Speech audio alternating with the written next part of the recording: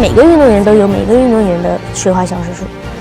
本来就农村的孩子非常有力，弹跳力非常的好，所以意味着我还不够努力，我还做的不够好。赢的话，我觉得我是侥幸。平常是什么风格？我比较喜欢玩。我希望不要再骂我了。是啊，人红是非多。2025年的话，如果用一个字来概括，你经历的最难的，可能低谷是一个迟早的事情。很好奇，你觉得你是一个什么样的人物呢？好，我们开始了啊！那我打一下板，来，小红，我就叫你小红了啊。2025年的话，如果用一个字来概括，你会用什么字？牛吧。牛，为什么是牛呢？因为2025年我其实挺难的吧，也想过放弃，因为自己比完奥运会之后，毕竟这个体重还有自己这身材还有动作就变化也挺大的。因为2025年我也休息了一段时间吧，那段时间也是考虑的挺久的，而且也要快到全运会了嘛，也是有一点想拼一下的，但是自己好像也做的不是很好吧，但是能坚持下来，我觉得已经很厉害了。2025年的这场全运会对你来说是经历的最难的比赛吗？是，因为我休息了几个月，然后还得恢复，然后减重，然后训练的各种地方都得调整，还有自己的伤病吧，都挺难的，我觉得。什么时候才算是真正的休息了一下？从全运会完了之后是休息了，那段时间确实挺开心的吧。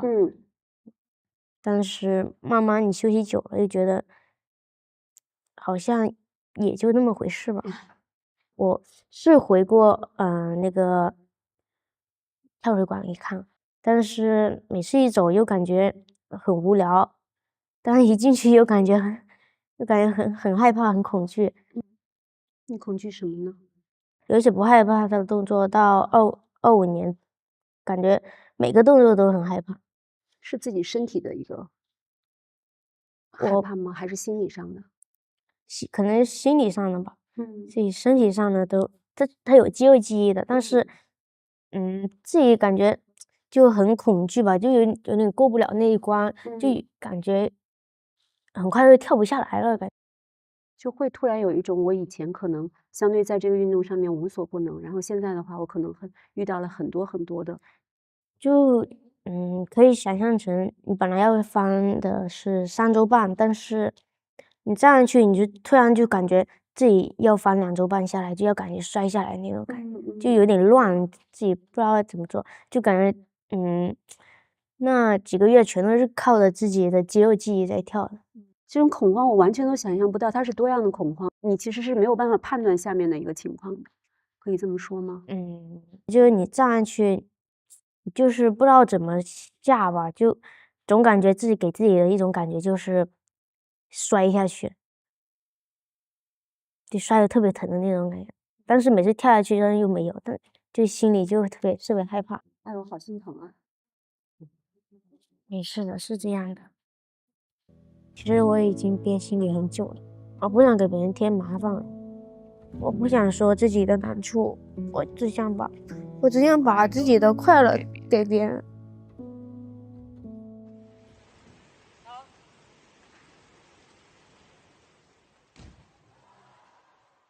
哎，我还挺好奇的，就有这么多场比赛，小红，你有没有觉得哪一场比赛赢得最难？上海的一个全国赛吧，那个时候我还哭了。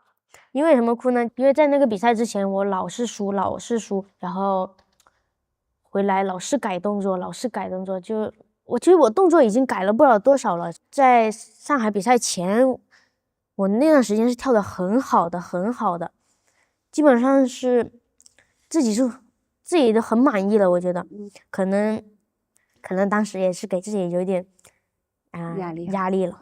然后在比的时候，觉得自己也能做得很完美。但是是那几个月跳得最差的一个。是吗？对。然后自己就也想不明白这是为什么。然后后面就觉得自己也是自己的问题吧，也不能怪到别人身上啊，你自己的问题，你自己也想多了，你自己总觉得能拿下。我很好奇啊，赢对你来说到底意味着什么？输对你来说到底意味着什么？输意味着我还不够努力，我还做的不够好。赢的话，我觉得我是侥幸。你是侥幸。哎呀，我觉得你真的有点消极哎。你的赢怎么能是侥幸呢？你付出了多少？因为我总觉得别人跳的比我还好，就很多人很多小孩，都感觉跳的比我好。我觉得赢可能是我的运气好。输这件事情的话，可能它是一定会慢慢的来的。你现在能够消化它吗？或者是能够接受这件事情吗？我不知道，反正我在试图的去消化，就是很多东西吧，我觉得，但是我不知道能不能，刚才聊到幸运这件事情，会觉得自己幸运吗？我现在都不敢去说这个话，因为我会觉得我原来真的是觉得大家都会觉得天赋、幸运、强大、勇敢这些词都在你这里。肯定是幸运的，因为就像推迟1年的奥运会吧，刚好我也满14岁，刚好能参加，反正那一刻我也挺幸运的。然后，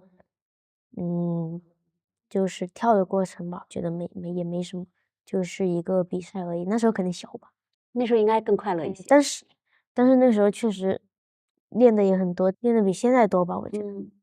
但那个时候是，无忧无虑的，我觉得。虽然后面就越来越少吧，可能也是有一些伤病之类的。拿完那一届第一届之后，然后自己也慢慢长大了。小时候能跳10个，现在也就只能跳5个吧，有可能5个都跳不到，或者你跳5个，你可能也是坚持的去跳的。聊到后面，夹杂的各种压力啊，外界的一些否认，这个过程挺难的，也有自己的问题吧，自己心里的问题，一些外界的一些影响，虽然说也不能完全影响，但是多少都总有一点吧。还有自己对自己的不认可，不自信，蛮伤自己的自信的。对动作的不自信，伤病都小问题，我觉得，就感觉就像自己跳的越来越退后了，就感觉没有进步空间了。后面也不知道是怎么坚持下来跳，就把这3年跳完的。对于你来说的话，奥运金牌到底意味着什么呢？就它对每个人的含义都不一样。就是意味着这几年的一些压力什么的都可以放一放了，整个人都感觉轻了不少。再练的话，就又重新回到了一个原来的轮回里面。是的，以我们外行人来看的话，就是每个运动员都有高峰有低谷，可能低谷是一个迟早的事情，就是肯定每个运动员都会有的。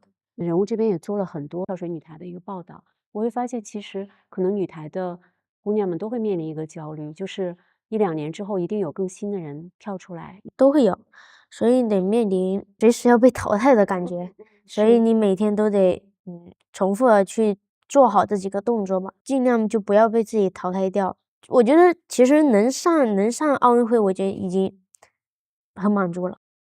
能说说这一届的金牌跟上一届的金牌有什么？你心里面的意义有什么分别？我觉得上一届可能我有点矮吧，就感觉它太重了。这一届我觉得没那么重了，觉得到我这儿了。之前我一直握着它，不然它一直在那走一步挡我肚子，现在老痛了，现在不用了。那我其实还蛮好奇，你现在还记不记得自己7岁的时候被选中，第一次跳到水里是种什么感觉？或者第一次从10米台往下跳是一种什么样的感觉？我第一次从10米台跳的时候嘛，那时候应该也很害怕吧？也很害怕，但是很快就跳下来了。但是我刚开始上7米的时候，很害怕，很害怕，我站了快半个小时了都没跳下来，半个小时腿都站直了。但是一到10米台，我就很快就跳了下来。哎，为什么呢？就是7米台我经历不知道，那么多，我也不清楚。嗯，就7米台那时候可能是被罚上去的，罚上去我不敢跳啊，然后人没跳下来，最后站了半小时还是没跳下来。对，忘记了什么时候再上的时候就真的就直接能跳下来了。10米台第一次跳的时候也是直接就下来了。那是一种什么样的感觉？你的脑子里面是一种什么样的情景？那个时候我觉得很神奇吧，我能从那么高的地方跳下来，因为从那么高的地方跳下来入水的话也会很深。对，我一般是在水里是睁眼睛的。啊，你在水里是睁眼睛的？对，我在水里是睁眼睛的。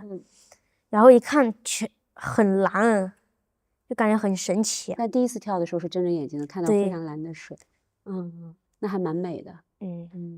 也挺恐怖的，感觉下面有鬼。真的，赶紧游特别快，赶紧往上游。那你走上跳水这条路，你觉得是命定的吗？命定的我不知道。我当时被选的时候是什么样的？弹跳力非常的好。是因为立定跳远吗？我记得本来就农村的孩子就非常有力啊，我觉得。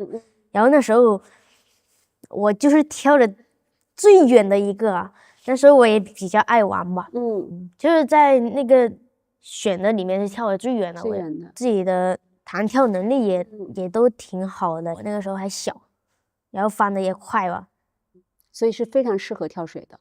我不确定是不是适合跳水，但就知道自己弹跳能力特别强。我还挺好奇的，就是大家都会说童年其实决定一个人的一生嘛。你的童年是什么样子啊？就是玩吧，我觉得，就我也很爱去爬树啊，就是老偷别人果子吃。但是我哥因为他就去工作了嘛，那时候，然后他们3个就老怕我了。你小时候是不是天不怕地不怕的？对呀，然后每次从挺高的地方摔下来，就骑车那时候骑了那个大人那种车，我还记得是摔晕了，然后不知道被谁扛回家了。我醒了之后也不知道怎么回事，还有人给我盖被子。我再去骑的时候，别人说你还敢骑呀？我说发生什么事了？他就跟我讲了这个过程，然后后面还是出去玩了，因为我觉得很爽，就这样骑的那种感觉。童年的时候，虽然老是这样子这样骑的，因为脚够不到。是那时候还很小，那时候童年的时光是不是还蛮快乐的？很快乐。但是你上2年级的时候就被选去跳水了嘛，就学那些东西，就很累了。刚开始的第1个星期，我觉得离家太久了，然后我以为我家里面人不要我了，然后一直哭。因为我记得好像你之前也说过，说因为后来就是觉得跳水还蛮枯燥的，还练起来蛮苦嘛，打电话说不想练了。那个时候在省队，我那刚开始上去省队的时候，我非常内向，我不敢跟别人讲话的。然后我也没什么朋友，我也自己也不是很爱跟他们讲话，我也很害怕。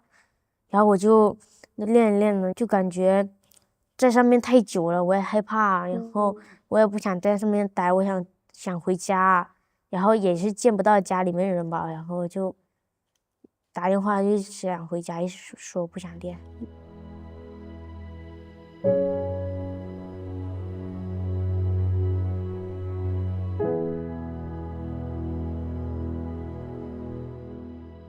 7岁开始跳，然后一直跳到了现在18岁。现在觉得对跳水到底是一种什么样的感情？刚开始是比较喜欢的吧，然后慢慢就觉得是一种任务。我觉得好像每次跳的都感觉完全都不一样，就跟训练就是2种样子吧。刚开始挑战不会的动作的时候，觉得是挺好玩的，我觉得。然后到后面你就每天每周都是重复那几样动作，就是重复，一直重复，然后到后面自我怀疑是否做得很好，是否能够做得完美，是否能够让外界觉得跳水跳水很有那种观赏性，嗯总说水花消失术，但是我其实觉得不是这样的。每个跳水运动员，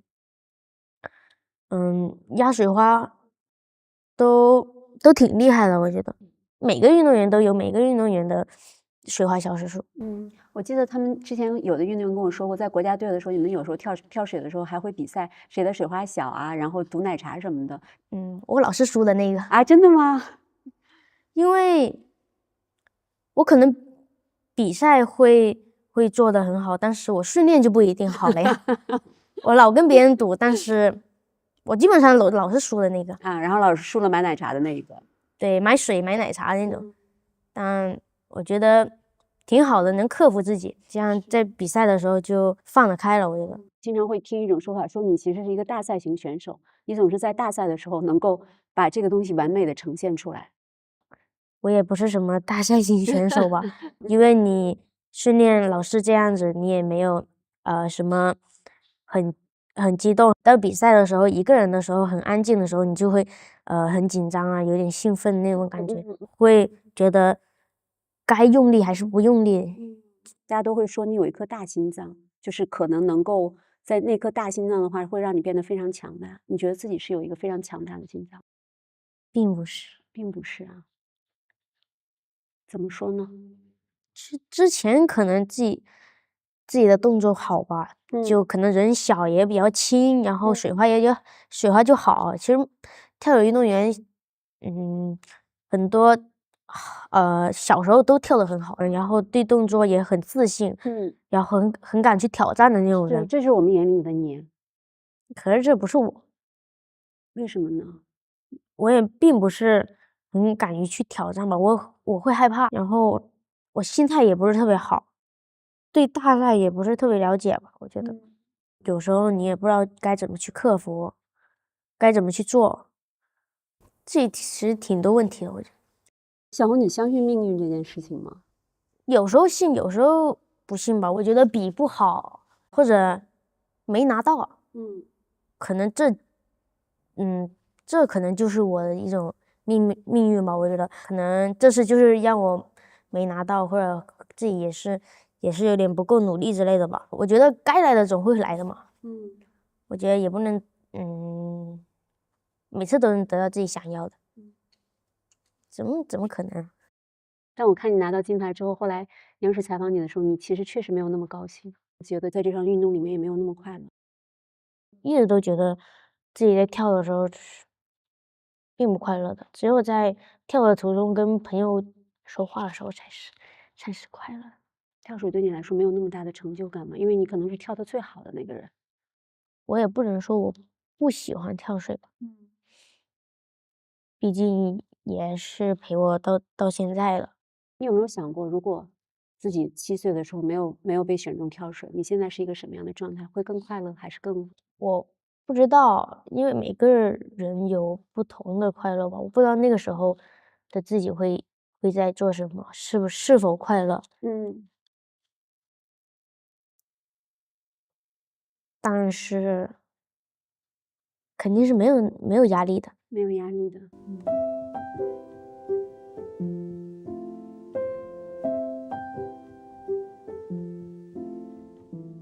其实2025年正好是你满18周岁，18岁自己过得怎么样呢？还行吧，我觉得。算是成人了吗？进入大人的世界了吗？那也不完全进入吧，因为自己也有小孩的一面。但是你其实蛮想保留自己孩子的一面的。对，但是就是在小朋友面前，我感觉我得自己装出那种大姐姐的样子。那我记得你之前说过一句话，你说其实为什么一定要成为大人呢？就是做孩子也挺好的。因为我觉得做小孩就是很快乐的一件事情，也没有烦恼，也没有各种各样的压力吧。过生日是怎么过的？18岁的生日对于任何一个人来说都很重要。当天很开心吧，当天因为有很多朋友就过来跟我一起过生日，然后也收到了很多礼物，然后反正是我过过最开心的一个生日了。但是有没有许什么生日愿望？家里人身体健康啊，祝大家天天开心，不要有压力。那你觉得你最大的压力，你此时此刻也好，或者是2025年，你压力最大的是来自哪里呢？自己吧，自己。就是我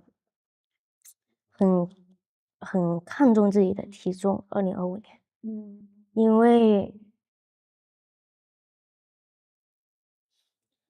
因为因为别人老说我的体重特别重，然后我看到体重秤就特别害怕。我明白，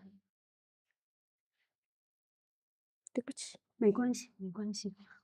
因为老是很多人都说我特别胖、特别重，然后我就特别伤心，自己也不敢，穿那种短裤啊，就裙子之类的，我只敢穿长裤、长袖。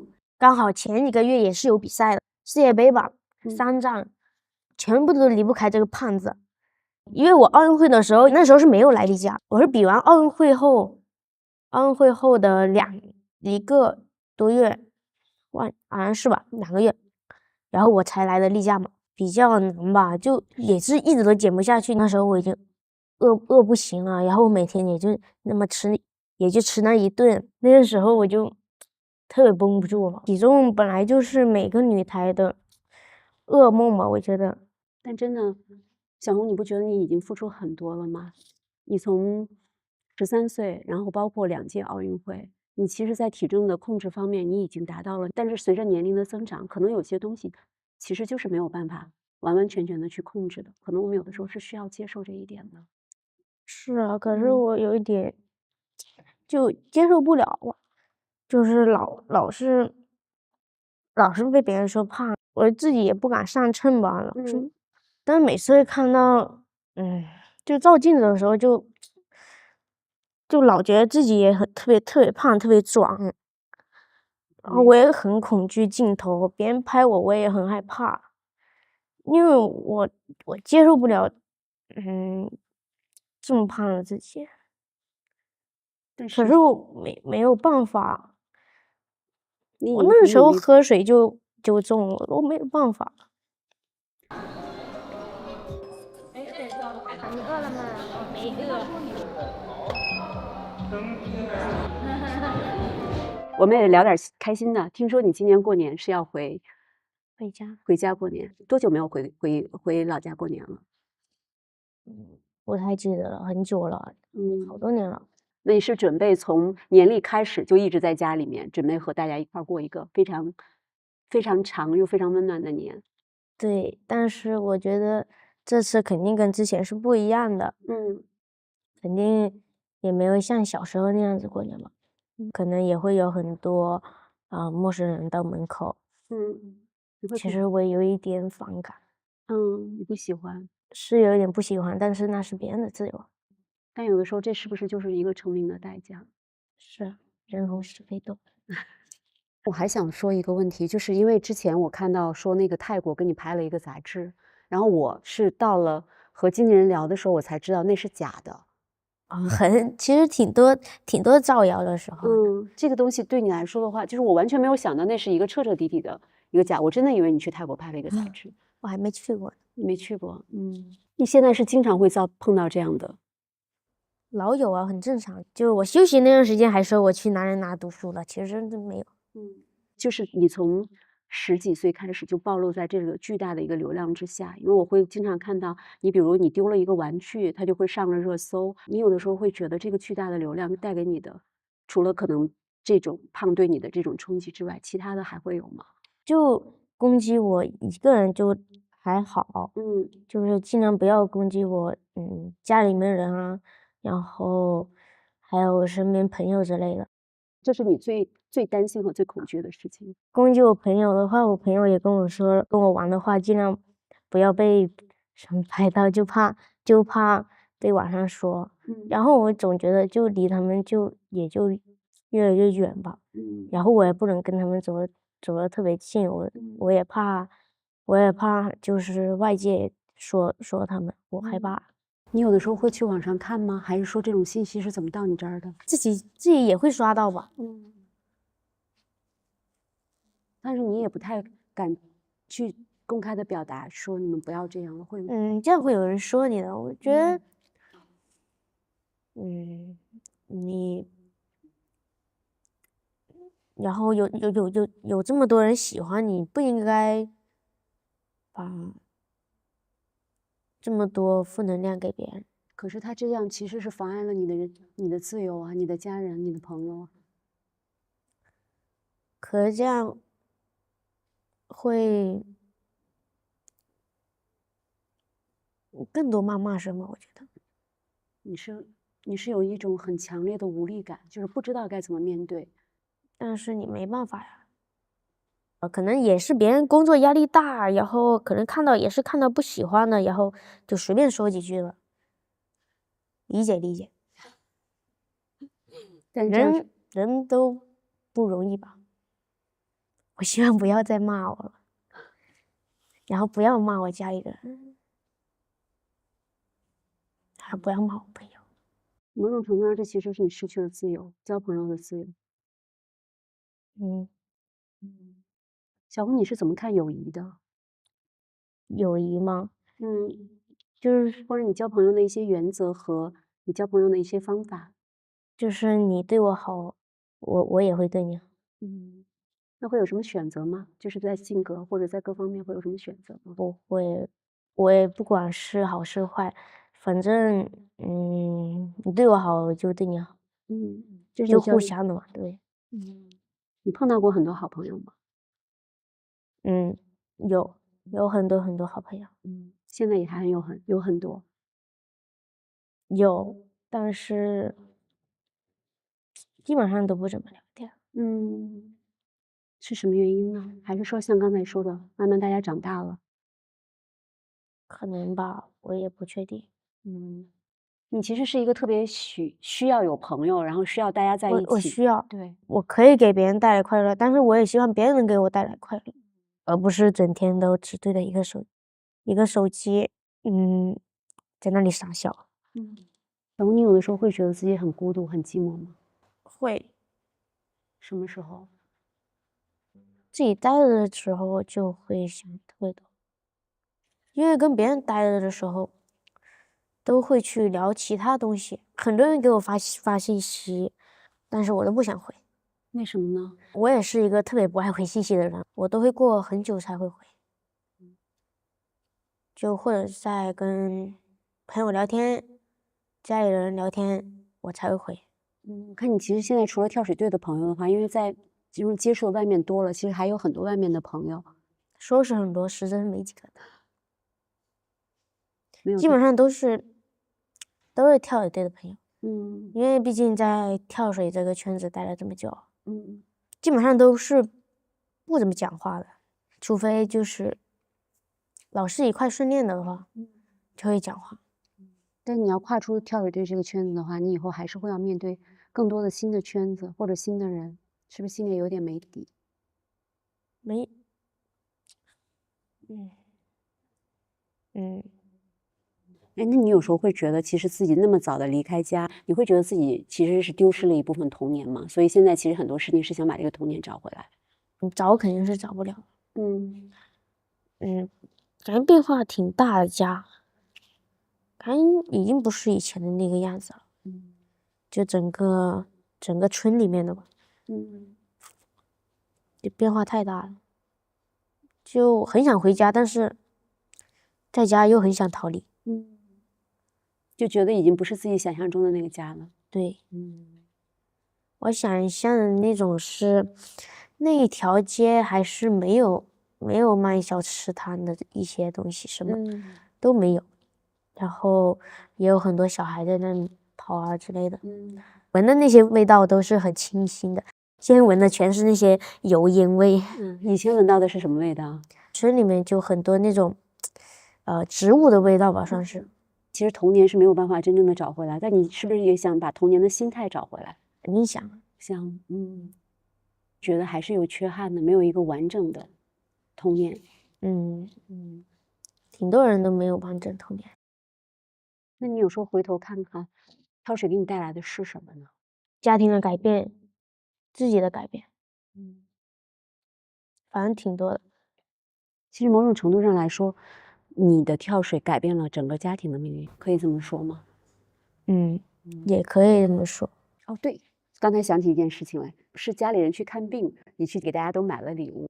也很久没有给家里人买东西了，我嗯基本上直接都是给这个的，没有问过他们真正想要什么。刚好妈妈想逛一下，然后因为她后面2天就得去做个小手术吧，然后想要带她逛一下。我们带她进去的时候是看了那个商场里面不会一般都会有弄那些舞蹈什么的吗？她看了很久很久，她很开心，我觉得她脸上一直都是保持笑容的，一直都是。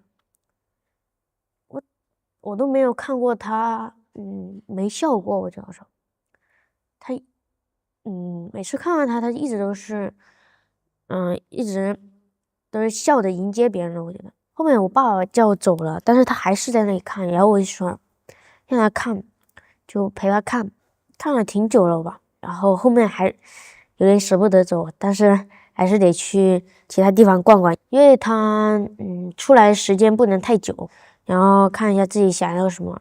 你很喜欢这种和家人分享的感觉。对，因为我们已经很久很久没有一家人在一块过了，真的，你觉得你的性格像妈妈还是像爸爸？两个都有一点吧。妈妈比较开朗吧，我觉得。然后爸爸，就是比较要强吧，我觉得。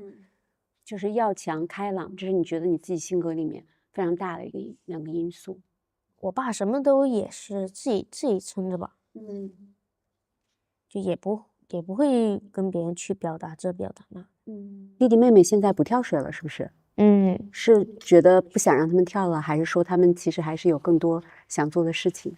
不让他们跳了，不想让他们重复你的路径吗？太累了，太累了，太累了。还有一个问题比较好奇，你平时会做梦吗？会，基本上我每天都是做梦，每天都做梦，就一睡觉都会做梦。会梦到跳水吗？还是会梦到什么呢？有跳水，生活基本上都会梦到。有没有印象特别深的梦，或者反复做的一个梦？我没有反复做的梦好像，但是我有一个就是印象特别深的课，在比赛的时候，就是我掉下来了，那种站上去就特别不稳，就晃来晃去的那种感觉，然后后面不知道怎么就掉下去了，然后特别就给自己吓醒了吧，然后这是不是你跳水多年，然后自己内心最深的恐惧，就是我可能要掉下去了？对，挺害怕的。我做过很多跳水的梦，基本上都是从上面掉下来的，大部分。我觉得跳水和你这10几年已经粘合在一起了，不管你对它是一个什么样的，它其实就是你的人生的一个大部分。关于未来到底怎么样的话，至于在不在跳，或者是说要不要再坚持，其实现在在你这儿还没有答案，还是说已经有一个答案了？还没有，我其实是走一步看一步，我觉得，就是当下做什么决定你就去做就好了。很多人都问我未来你该怎么办，未来不跳水了你该怎么办？你要去做什么？你要上学吗？你要去干嘛啊？当教练啊什么的，都有想过，但是我其实都不确定这些东西是否你以后会做得到，所以你做好当下的自己，想做什么就去做就好了，当下自己最想做什么？休息。休息。但我确实已经做到了休息。我休息的话，也有很多人说我啊，为什么啊你不去练啦？为什么怎么啦？很多人说我啊，是不是要退役啦？是不是要怎么样啊？你看他这样子，肯定是不练啦之类的什么什么。其实我只是想好好的去调整自己的一个状态，好好去休息，好好去想想要怎么样子吧。我也有想过退役，特别是比完奥运会的时候，很想很想，因为我觉得，压抑挺久了，是需要释放一下。我还是想着坚持去跳一跳。